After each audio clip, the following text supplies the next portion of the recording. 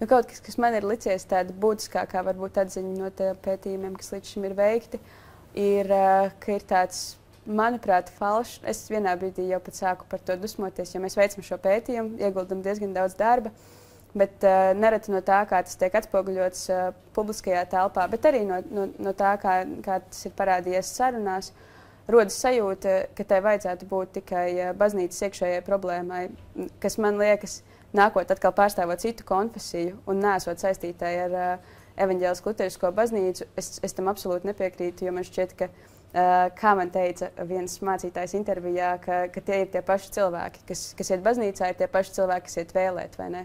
Un tādā ziņā nav līdz galam nošķiramas tās attieksmes, kas parādās jautājumā par sieviešu ordināciju un tās attieksmes, kas parādās pret citos ar sieviešu tiesībām saistītos jautājumos, politiskos un sociālos.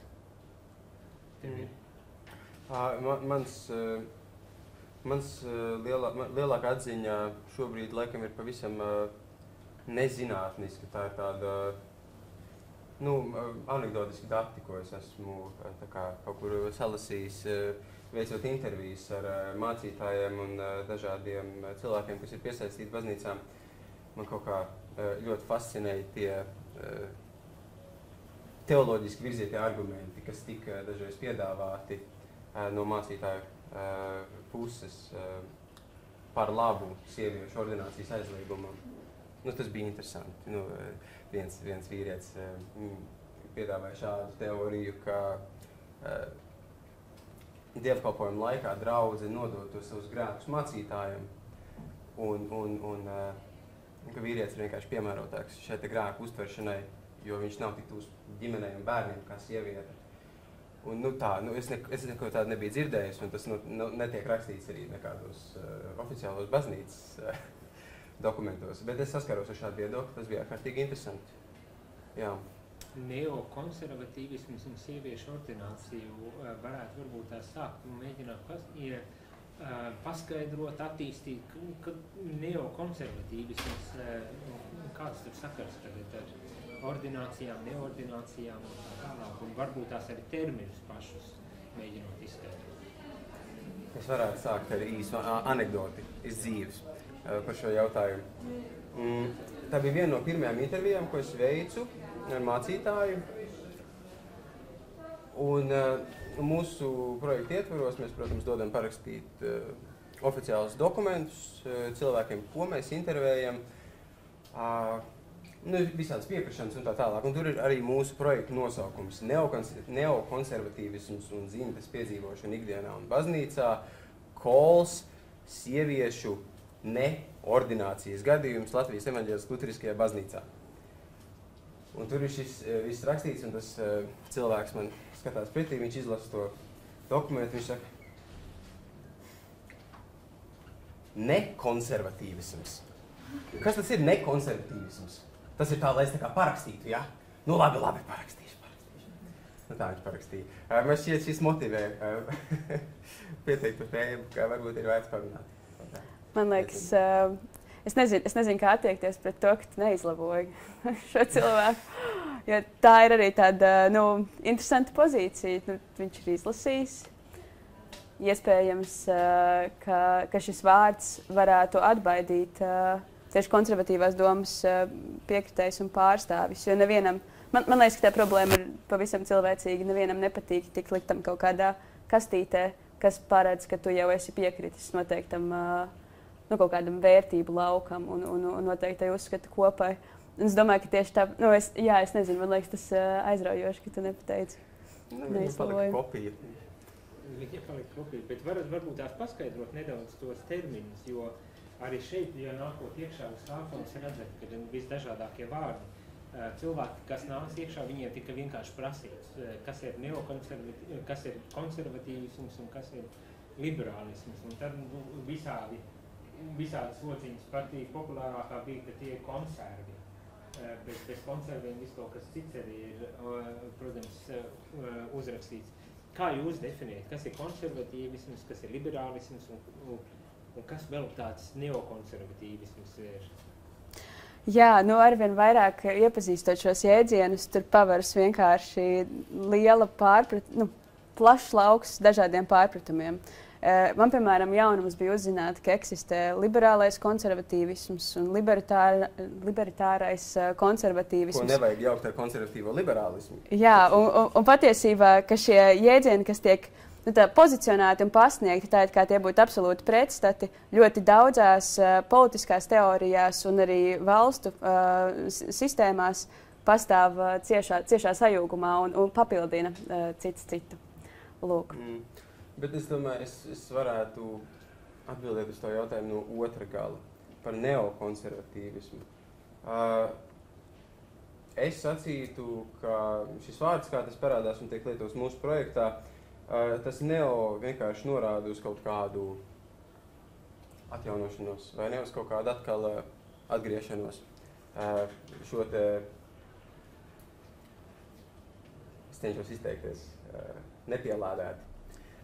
Uz noteiktu izmaiņu, ko varētu raksturot kā konservatīvu sieviešu neordinēšanu proti. Tā es skaidrotu to neokonservatīvismu.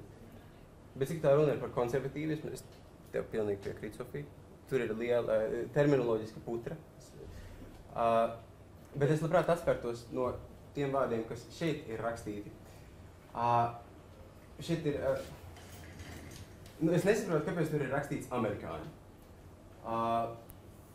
Tur tā lieta, ka daudz no tiem vārdiem patiesībā uzreiz pirmajā brīdī nevar varbūt tās asociēties ar konservatīvismu vai liberālismu un tādā garā. Un bija arī jaunieši, kuri pilnīgi skaidrs pat nenojaut, ko šie termini sevi ietver. Un tad radās ar domu, varbūt tās vispār nevajag lietot šos terminus, ja, piemēram, jaunajai paaudzei viņi neko neizsaka. Bet varbūt arī pamatot. Man liekas, ka balstīties pārāk ļoti šajā kaut kādā nošķīrumā starp konservatīvo un liberālo ir nepatiesi un naivi. Jo, kā jau mēs teicām, ka tur ir tik daudz dažādu nianšu un patiesībā nav kaut kāda tāda stabila lieta, kas ir konservatīvisms. Mēs iepazināmies ar vairākām definīcijām. Daži uzskata, ka tas ir saistīts vairāk ar varas attiecībām, ar vēlmi saglabāt un pieturēties pie iepriekšējās, varbūt pat institūcijas, kaut kādas pastāvošās varas. Citi atkal aizstāv tādu tradicionālu skatu, saistot konservatīvismu ar vēlmi pieturēties pie tradīcijas, ar vēlmi atgriezties pat ne obligāti paturēt to, kas šobrīd mums ir, kas ir interesanti. Tāda konservatīvisma jēdziens pirmo reizi arī parādās. Tas parādās pēc Franču revolūcijas ar mērķi nevis, ka tas, ko Franču revolūcija ir izdarījusi, ir labi, un mēs gribam, lai tas paliek, bet tieši atgriezt to, kas bija pirms tās.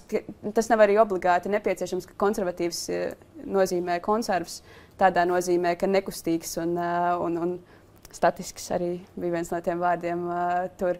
Tas var būt arī uz izmaiņu vērsts, bet tie tradicionālisti, ja mēs viņus varam tā saukt, cilvēki, kas vēlas saglabāt kaut kādu tradicionālu sistēmu, kas var būt arī liberāli. Un te mēs atkal nonākam kaut kādā, ko darīt, ja mūsu tradīcijas būtu liberālas tradīcijas, kas bieži vien ir tas gadījums, piemēram, Amerikā, konservatīvisms un liberālisms vispār cieši sajūgts arī ar ekonomiku, un viņu tirgus sistēma ir tradicionāli konservatīva, liberāla, jo vienkārši vienmēr tā ir bijusi uz liberālām vērtībām veidot tirgus sistēmu, un tas ir tas viņa konservatīvisms. Un tāpat arī citās kultūrās un citos laikos tas, ko ietver vārds konservatīvisms, var būt ļoti, ļoti, ļoti dažādas lietas. Es gribētu piebilst vēl par tiem jauniešiem. Man ir nojauta, kāpēc kāds tur ir uzrakstījis vārdu amerikāņi, un šī nojauta ir tas apstākļus, ka amerikāņu medijos vārdi konservatīvs un liberāls tiek ļoti vazāti pa virsrakstiem, vai ne? Tur Amerikā ir de facto divpartiju sistēma šobrīd. Un, protams, demokrāti tiek saukt par liberāļiem, un republikāni tiek saukt par konservatīviem, un tie ir tādi slogani, tādi saukļi, virkas, ko viņi karina viens otram. Un arī tie atslēgas vārdi, kas ir sarakstīti šeit, daži liek man domāt, ka tur ir kaut kādas vēsmas no ASV politikas ieplūduši šajā terminoloģijā arī pie mums. Un to mēs pilnīgi noteikti redzam. Asociācija ar Ameriku vienmēr ir uz noteikti kaut kādu, ar noteikti kaut kādu politisku background, tā saucamā, un tādām lietām. Starp citu, ja kādam ir jautājumi, tad, protams, to var darīt un uzdot arī jautājumus, tikai jāpienāk ir klāt mikrofonu. Vai konservatīvisms un liberālisms neiet tādos ciklos, tā kā tās idejas, kas kādreiz bija jaunas un attīstītas loģiski, tagad varbūt ir vecas, un vai tas neiet tādos ciklos tādā veidā? Man patīk šis jautājums. Es varu mēģināt atbildēt?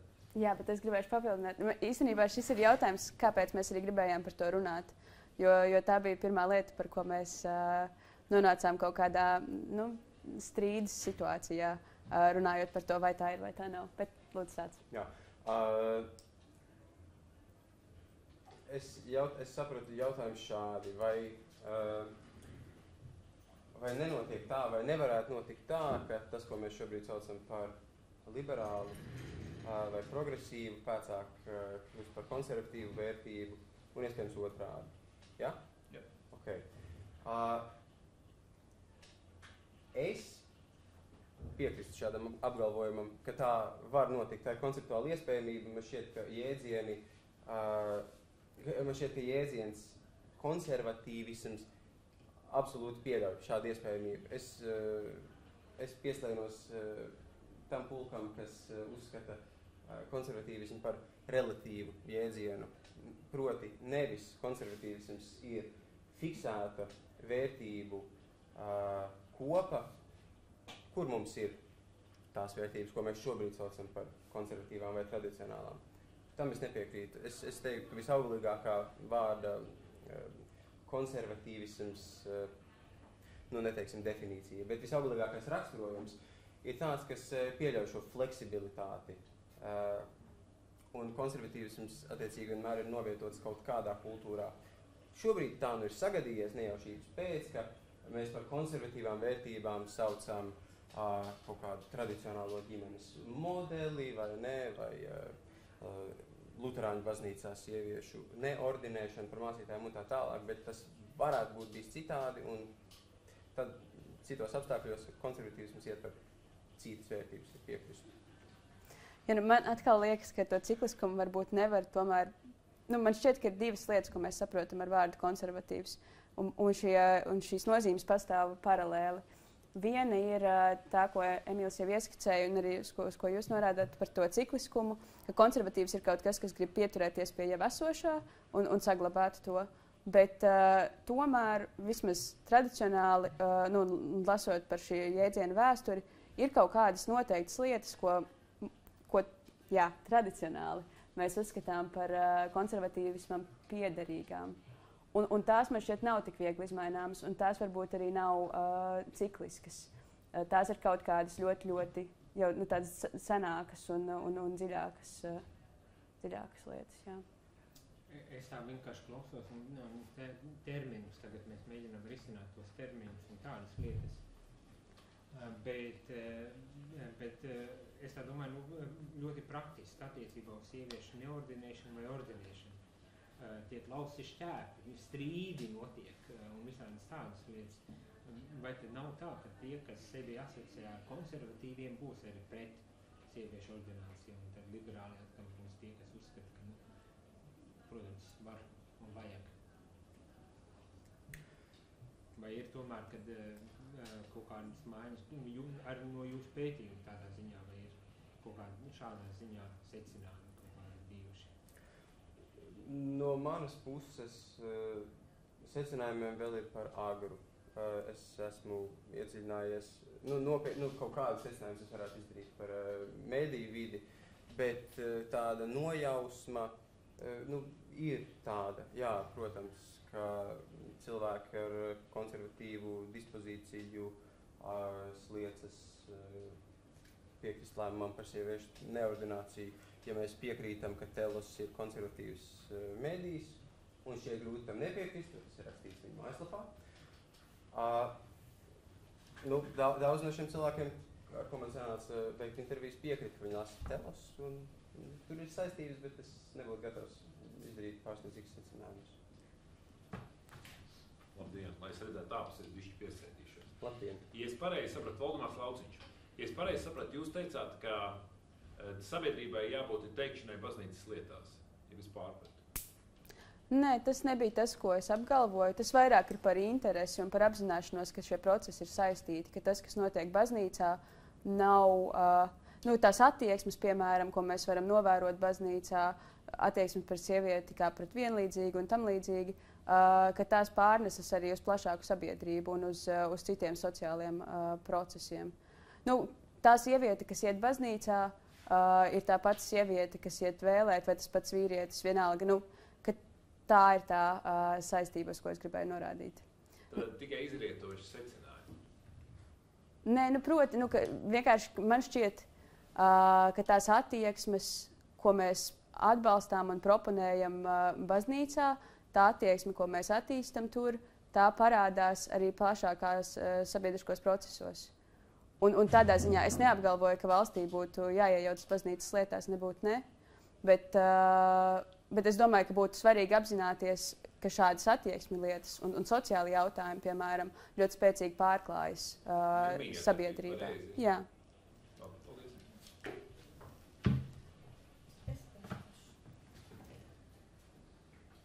Es gribētu pajautāt, kā jums, jūsu paaudzē, vai jūs izjūtat tādu spiedienu nostāties kaut kādās sabiedrībai nozīmīgos jautājumus, nostāties kaut kādā vienā vai otrā, vai liberālā vai konservatīvā pusē.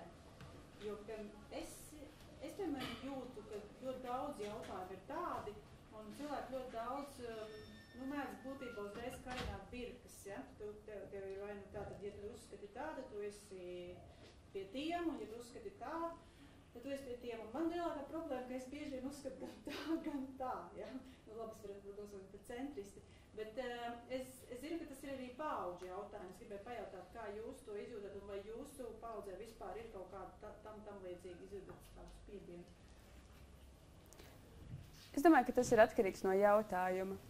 Ir kaut kādi jautājumi, kur varbūt mazāk parādās tāda pozicionēšanās, bet ir kaut kādi jautājumi, kur vismaz manā burbulī tā pozīcija ir ļoti skaidra. Es teiktu, ka pastāv šī birku karināšana. Mums nesen bija satiksmēs ar draugiem, kur vārdus es neizpaudīšu. Cieņas un goda vārdā es tos neizpaudīšu. Mums bija tāda kā neliela konservatīva atzīšanās. Mēs sēdējām aplī un mēs teicām, jā, īstenībā, draugi, es, nezinu, kā es jūtos par šo jautājumu, jā, attiecībā pret dažādiem uzskatiem, kas tiek traktēti kā liberāli vai progresīvi. Jā. Tā kā ir šīs lietas. Tur bija jūtams neērtums telpā, kad mēs runājām par šīm virkām un kā mēs neierakstājāmies tajās visā pilnībā. Ja es pareizi sapratu ar jautājumu.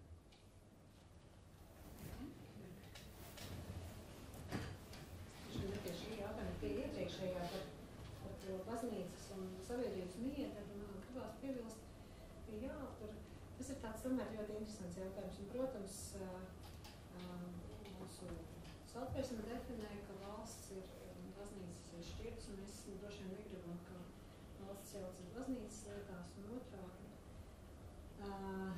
Un tomēr es tā iedomājos, ir tāds tas interesantais ar lauks ir cilvēku tiesības. Iedomājieties, tagad kāda baznīca izlemtu neoponēt melnus cilvēkus. Un es varu iztēloties, ka droši vien diezgan drīz tā baznīca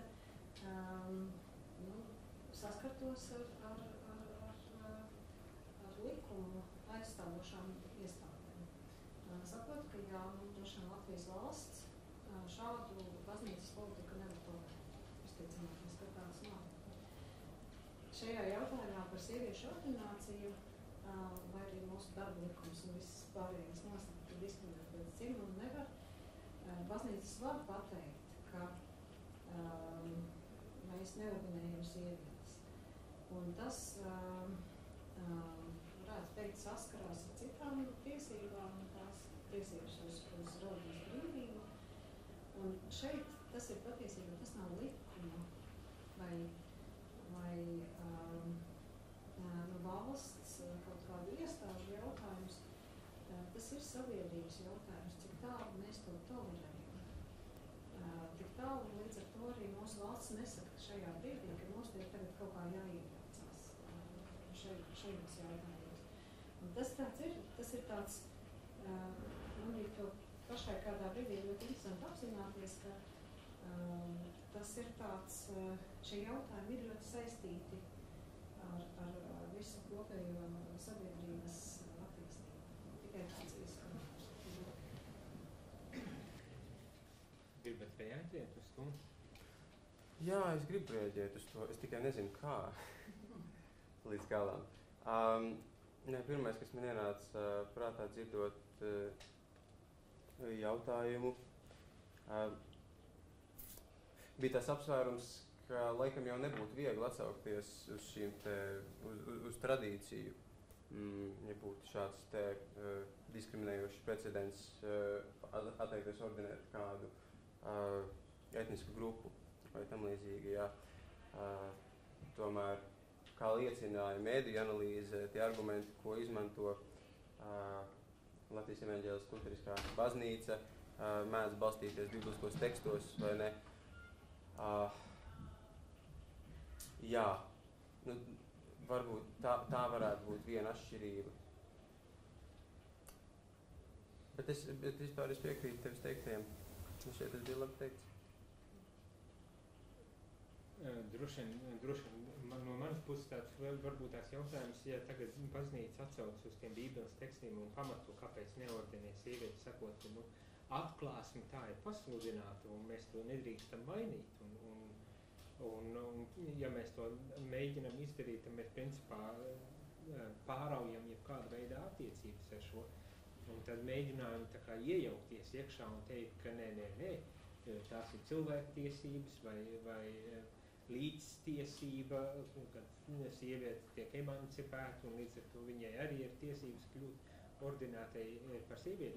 Kādas tās attiecības ir, kurā brīdī baznīca, piemēram, mēs pateikt un uzstāt, ka nē, viņš šobrīd tā māca un tā pieņem. Un visiem pārējiem grib vai negrib vienkārši jāpiekāpjas šajā jautājumā. Un kurā brīdī mēs varam tā kā tomēr vēl joprojām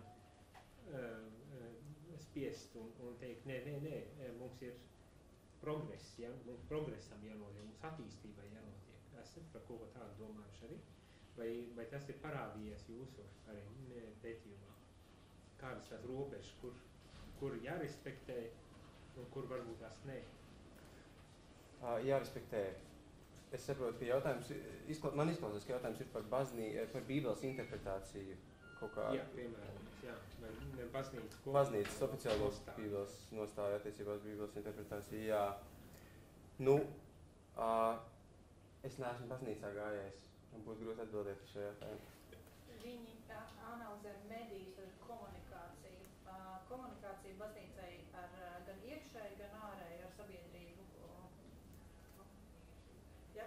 Jā, tā mediju analīze īstenībā parāda ļoti interesantu lietu, proti, ka tie argumenti, ko izmanto reliģiskas personas, reliģiskā pārstāvniecība principā, un tie argumenti, ko izmanto cilvēktiesību aizstāvi vai otras puses, teiksim, pārstāvi, vispār, vai, protams, nav 100%, bet ļoti reti, kad pārklājas, ka pārsvarā, tu jau arī iezīmēji, Jāni, ka ir vieni, kas atsaucas varbūt uz tradīciju, uz bībeles tekstu interpretāciju, un citi, kas atsaucas uz likumiem, uz cilvēktiesībām, uz tam līdzīgām lietām. Un tas man likās laikam visbaisākais visā šajā diskusijā un problēmas izskatīšanā, kad patiesībā nekāda diskusija nevar notikt, ja viņi nemēģina pateikt pretrunīgas viedokļus vai pretējas viedokļus par vienu un to pašu lietu. Viņi izmanto tik dažādas tomēr argumentatīvas schēmas un argumentu sistēmas, ka tas vispār nepārklājas un nenonāk tiešā dialogā. Nu, nav nekādas sastapšanās punkta viņiem. Jā, nav tā, ka vieni teiktu, nav tā, ka kāds teiktu, piemēram, ka nē, baznīca, jūsu Bībeles interpretācija ir nepareiza. Visbiežāk tas tomēr ir labi, bet rekur pilnīgi citi argumenti, kas aizstāv to mūsu pozīciju. Bet arī nav tad nekādu mēģinājumu, mēs veidot dialogu un tā kā argumentēt, vai vienkārši mēs postulējam, kam mēs ticam, un viss, vai ir diskusija kaut kāda notiek. Tie teiksim, jau tas vien fakts, ka sabiedriskajos mēdījos parādās relīzes un citi tādi publiski izteikumi liecina, ka jā, ka nav tā, ka viņi pilnīgi bet parādījās tajā gadā, kad tika pieņemts lēmums, bija kaut kāda liela eksplozija. To atceries, cik rakstu, es neatceros. Bet bija liela eksplozija ar rakstiem par tēmu tieši pirms un pēc lēmuma pieņemšanas. Un tad kaut kā izčākstēja tiešsaistes mēdījos. Mēs pētījām tiešsaistes mēdījus. Papildinot tevis teikto par to nesastapšanos argumentatīvajā plāksnē, man ļoti interesanti šķita, ka gan, es atļaušos teikt, gan liberālā, gan konservatīvā puse izmantoja argumentus atsaucoties uz tradīciju vai varbūt uz autoritāti, reliģisku autoritāti. Tikai vienai pusē šī tradīcija vai autoritāte bija svētie raksti, kur viņi norādīja uz tekstvietām, kas it kā runā pret sieviešu tiesībām sludināt tā kunga vārdu baznīcā. Bet tā otra puse atsaucās uz luterisko tradīciju un teica, bet paklau, mēs būsim viena no retajām luterāņu baznīcām, kas neordinē sievietes. Par kādu tradīciju jūs runājat? Mēs tagad laužamies no tradīcijas prom. Tā man bija ļoti interesanta atziņa. Tā kā tik spēcīga nesatikšanās, ka pat it kā viena tipa arguments aiziet pilnīgi dažādos virzienos. Droši. Jautājums ir par to, kāpēc tieši luterāņu baznīca. Īstenībā mums ir divas luterāņu baznīcas, vismaz divas. Un viena taču ordinē, pareizi. Kāpēc, teiksim, ne Romas katoļu baznīca? Cik es zinu, viņiem neviena baznīca īsti neordinē. Vai pravoslāva? Paldies. Jā, tieši tas man šķiet arī bija iemesls, kāpēc tika izvēlēta Latvijas evaņģēliskā luteriskā baznīca, ka tur sievietes tika ordinētas, līdz vienā brīdī vairs netika. Un tika izmainīta ar sinodas lēmumu, tas tika atkal aizliegts. Un tas ir tāds ļoti, ļoti rets gadījums, teiksim, katoļu baznīcā tas nekad nav noticis. Un nav šāda precedenta, kur, teiksim, būtu bijušas diskusijas par to, vai tā vajag, vai tā nevajag. Vai vismaz tas ir daudz mazāk aktuāls jautājums, jo nav nevienas... Man šķiet, ka tā arī vairs nav taisnība, ka tagad Mīnhenes katoļu baznīca, es neesmu tik padziļināti iedzinājusies šajā jautājumā, bet tur ir tagad kaut kādi liberāli strāvojumi, kas atļaujas to, ko daudzās Romas katoļu baznīcās neatļaujas un pat neizskata. Bet jā, tieši šis lēmums, kas tika apzināti pieņemts un aizliegt, tas ir iemesls, kāpēc tā ir evaņģēliskā luteriskā baznīca. Jā, tas droši vien ir tas neokonservatīvisms mūsu projekta nosaukumā. Pilnīgi piekrītu. Es tieši braucot uz šo diskusiju, klausījos vienu vēsturnieku, Tomu Holandu, kurš ir daudz rakstījis tieši par kristietības tēmu. Un man tieši iešāvās prātā varbūt uzdot jums šo jautājumu, vai jūs piekristu viņa analīzei, kas ir būtībā tāda, ka mēs rietumu sabiedrībā esam tik ļoti izmainījušies tieši kristietības ietekmē. Ir tīpaši, mēs runājam par tik citplanētietisku ideju kā cilvēktiesības.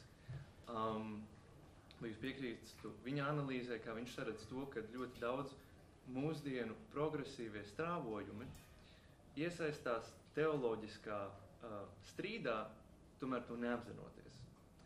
Vai jūs piekristu šai analīzē arī šajā jautājumā? Vai arī jūs to saredzat citādāk? Es mēģināšu apkopot domas un pārformulēt. Tātad tā jaukā frāze bija mūsdienu politiskie, progresīvie strāvojumi iesaistās teoloģiskā strīdā, to nemaz neapzinoties. Es pareizi saku? Okay. Es nezinu, bet šī projekta ietvaros man šķiet, es esmu nonācis pie kaut kā gluži pretēji, ka mūsdienu teoloģiskie strīdi iesaistās kaut kādā progresīvā strāvojumā. To ļoti labi apzinoties. Kaut kā tā.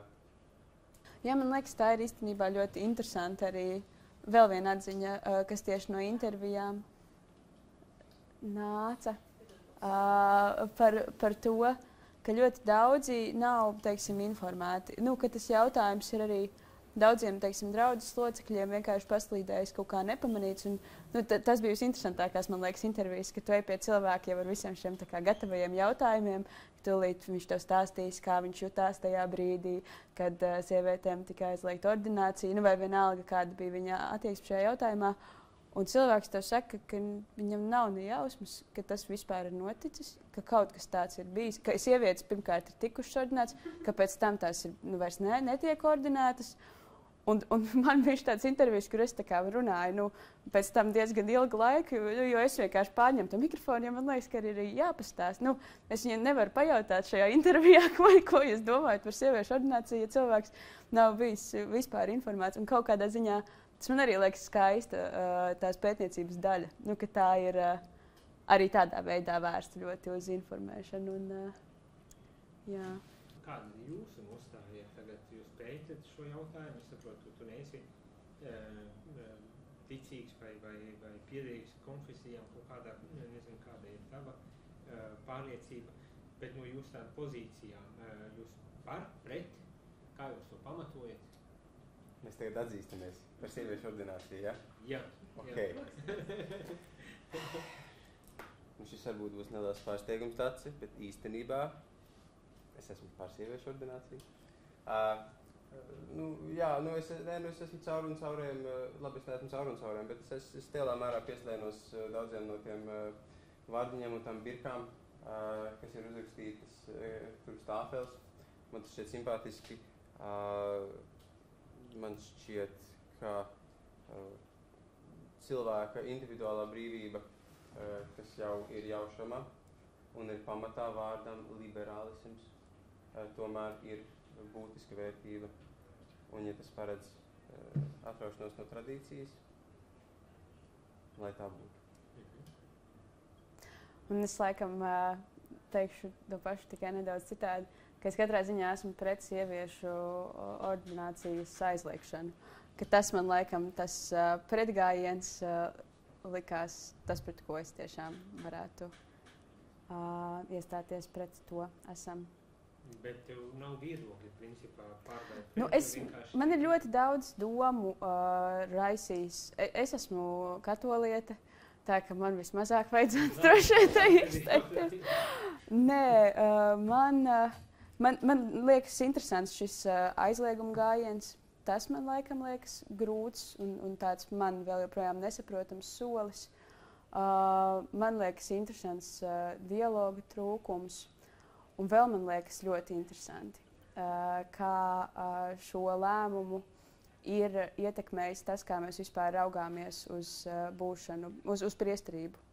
Tas bija arī kaut kas man ārprātīgi aizrāva sarunās ar mācītājiem, tīpaši, vai tas ir amats, uz ko varētu attiecināt, teiksim, tādas amata likumus un tam līdzīgas lietas, vai arī tas ir aicinājums, kam ir pilnīgi citi, teiksim, izvērtēšanas kritēriji, kam to piešķirt vai nepiešķirt. Lūk, nu skaidrs, jā. Nu jā, man šķiet, ka tas ir bijis savāds lēmums aizliegt sievietēm ordināciju. Tad jūs esat divi ar Luterisko baznīcu nesaistīti cilvēki.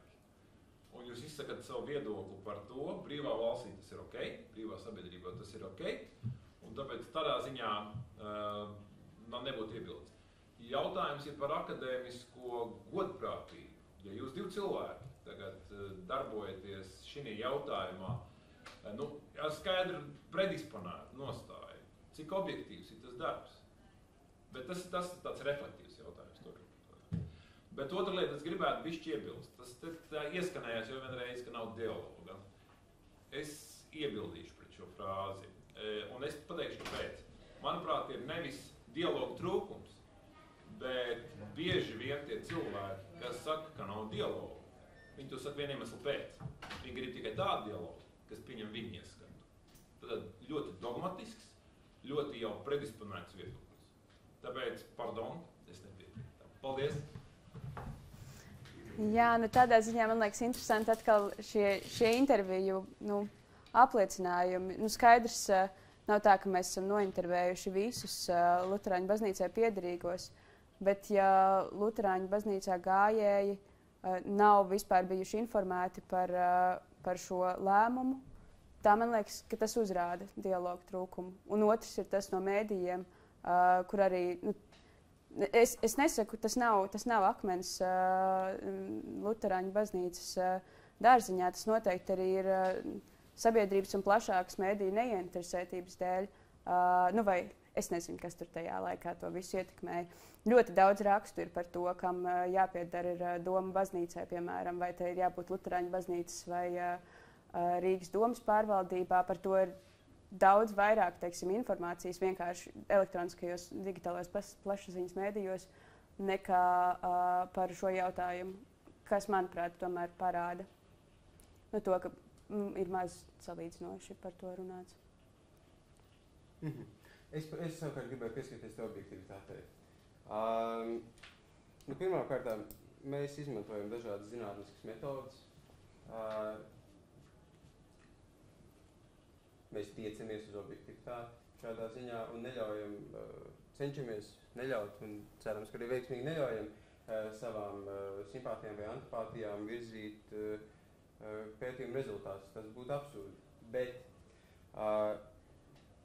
es tomēr piekritīšu tik tālu, cik tālu absolūta objektivitāte, protams, ka nav sasniedzama. Jā, tādā ziņā mēs absolūti esam vainīgi. Bet arī, ja es būtu teicis pretējo, un es būtu teicis, jā, es esmu pret sieviešu ordināciju, jūs būtu varējis pajautāt tieši to pašu, kā tad mūsu pētījums var būt objektīvs, vai ne? Jūs nebūtu varējis to pajautāt, ja mēs būtu teikuši, ka mums ir pilnīgi vienalga, bet ja mums būtu pilnīgi vienalga, mēs droši vien šeit nebūtu, un mēs neveiktu šo pētījumu. Man šķiet, tādā ziņā tas pat varbūt ir ieguvums, ka mēs neesam baznīcas pārstāvji. Man nav tādas vīzijas vai mērķa kaut ko izmainīt Luterāņu baznīcā ar intervijām, ko es veicu, vai ar to analīzi, ko es veicu. Tas man ir tīri arī tiešām tāds pētniecisks intereses jautājums. Lūk.